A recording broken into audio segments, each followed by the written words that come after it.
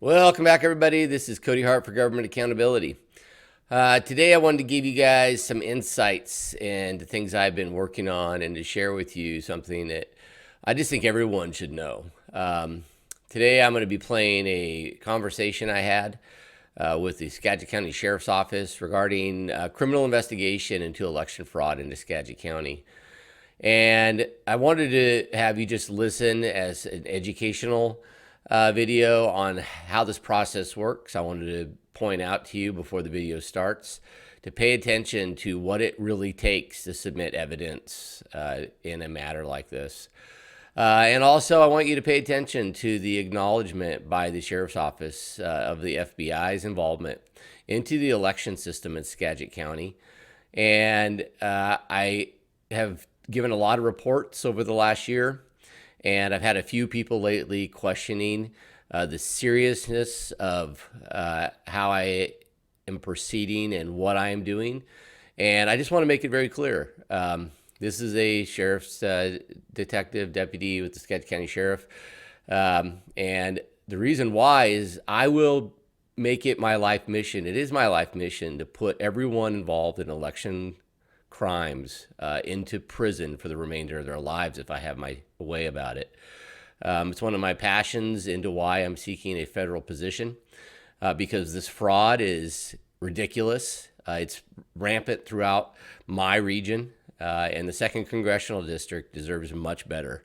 And so we have an election, and in that election, there are the members of the Skagit County Canvassing Board that I've identified committing criminal acts repeatedly, and they're up for re-election. They plan on using my tax money and your tax money to pay for lawyers and to use the government system to protect themselves. I believe if they lose this election cycle, and we'll have to beat them by a significant amount, we'll have to watch them very closely, we can clean this mess up. So with that said, here is a conversation I recently had, a little bit back actually, with the Skagit County Sheriff's Office, and I ask you to please pay attention. Please pay attention to the nuances of what's going on here and how difficult this is and what I am being told and what you might be told when you report this and how persistent you really need to be. Hi, Deputy Mullen. Hey, Deputy Mullen, this is Cody Hart. How are you today? Yes, I am doing good. Thank you. Hey, I had dropped off earlier this week that signed witness statement. I had 2 questions. I guess I am one to follow up, so I wanted to make sure you'd received it. Yeah, I got the paperwork that you dropped off with the girl up front, and then I also got all the attachments that you sent me in the email. Okay, and I guess I wanted to double check because I did reference the larger packets in the email, like you'd mentioned, and that would work. I don't need to drop off a hard copy of them. No, everything. I actually printed out all 3 files that you sent. Okay, so you should. So I printed them out so that I could have them scanned into the case. I appreciate that. Okay, a couple hundred pages, right? Just to make sure that you had it wasn't like 10 pages, right?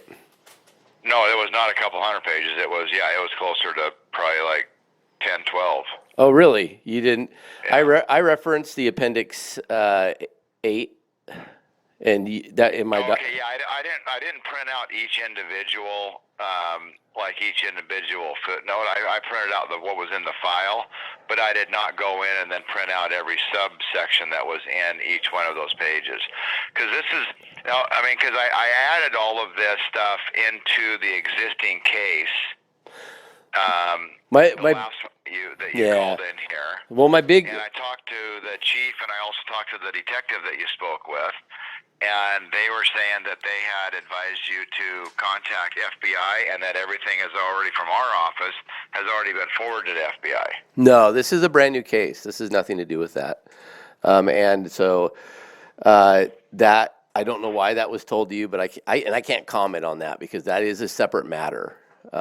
And this matter is a brand new filing, and it's completely separate. The evidence is separate by a significant factor. Yeah, I don't know why you were told that. And then second, the physical records. Again, I'll bring down, there's hundreds of pages that were referenced in the, and I did what you said. I referenced the link in my website. You said that would be okay.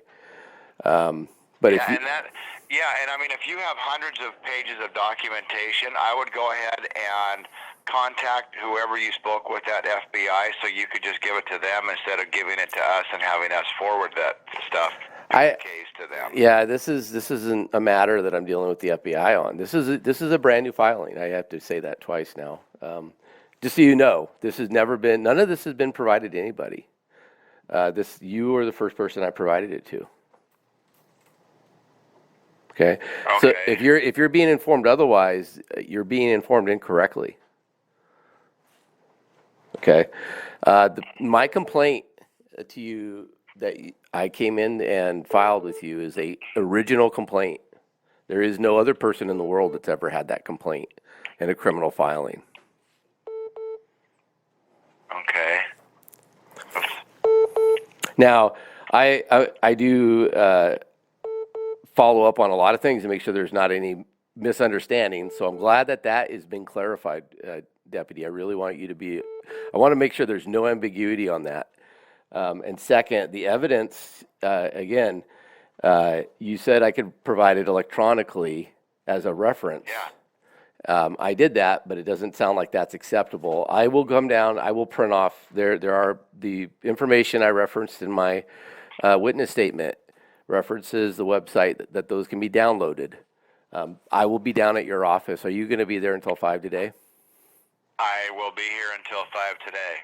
But, yeah, because You're being misinformed by people. I mean, this looks like a lot of the same information, because I just brought up the one from August, and then there was one from, or that was another one, but then on 11/9 it looks like. None of this information was available. Did you see the date on my report? On this last one, or this? I don't have the paperwork in front of me right now. That's okay. Mr. Mullen, I'm just going to point this out to you, whoever is telling you outside of what I'm telling you.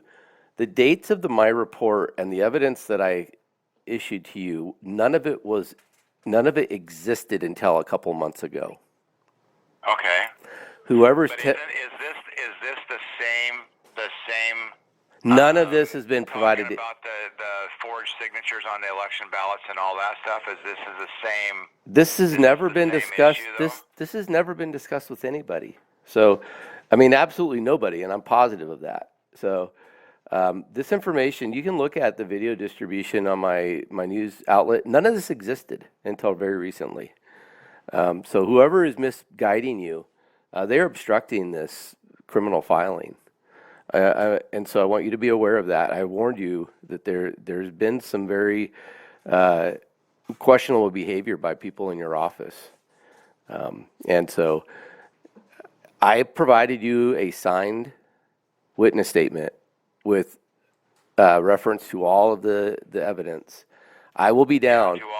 All of those. I will be down in your office. I am a resident of this county, and you are the law enforcement agent with the applicable investigative authority. What you do with this information is on you, but I refuse to be stopped from submitting it. So I will be. No. I'm not saying don't. Yeah, I'm not trying to stop you from reporting anything. Somebody is trying to stop me. Somebody is trying to stop this. And I don't know who that is, but I would keep a very thorough record of that for who's going to question you about this later. Okay. So these are very serious charges. I know you understand that. And the evidence is it's irrefutable. It's absolutely irrefutable. So I referenced it in great detail. I will be down with a couple hundred pages of the Appendix 8, and I will submit that to you. I would like to give that to you in person, as long as you're there until 5. Is that going to be the case? I should be here until 5. Yeah, I mean. Okay. Unless, if I get called away for something dumb, then I understand. So be it. Yeah. But if I'm here and the girls tell me that you're here, I'll come up there. Okay. And then if you do have my cell phone, so I would just ask as a courtesy, because it takes me 15 minutes to drive there and 15 minutes back.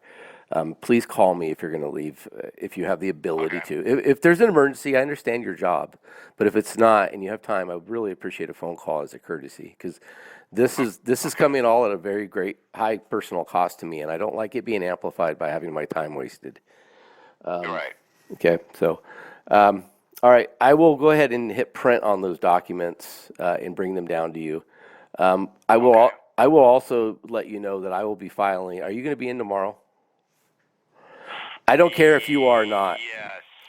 I will be in and out of the office tomorrow. Okay. And I generally understand that your counter assigned somebody, whoever's there is going to be taking witness statements. Is that correct? That more than likely, yeah. Somebody should be here who's available, who can contact somebody if they come into the front office. Okay. Yeah, I'll be dropping this off, and I'm not going to understate this. There are people openly obstructing justice in your office. Please do not get caught up in it, because they told you the FBI is involved. The FBI will come after everybody at once. Okay, so protect yourself and do not fall for this trap. I mean, have you spoken to the FBI about these allegations? No, I told you that. I am involved in a separate federal investigation. This is a brand new Skagit County matter. Okay. Okay. It just has a lot of similarities to the. It does. Fraud and all that. There are a lot of similarities, but it's not the same allegations and it's not the same evidence.